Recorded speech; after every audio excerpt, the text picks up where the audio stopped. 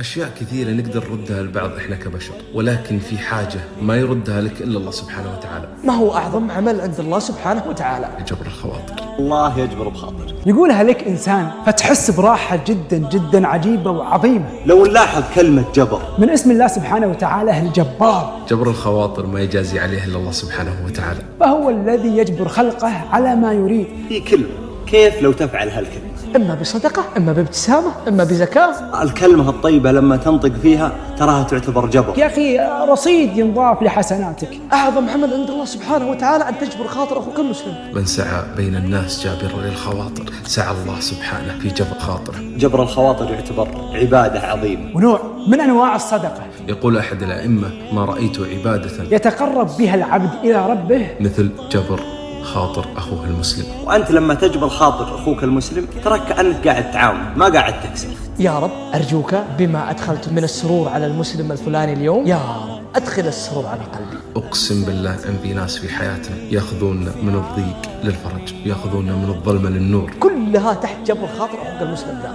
جرب أنك تجبر خاطر أحد. هنياله وقسما بالله هنياله من عاش بين الناس ويجبر خواطرهم. اطلب من الله سبحانه وتعالى وادعى هالدعوة، قل يا رب اجعلني ممن يجبر بخواطر الناس ولا يكسرها. يا رب ألهمنا وأعنا على جبر خواطر المسلمين. عسى الله سبحانه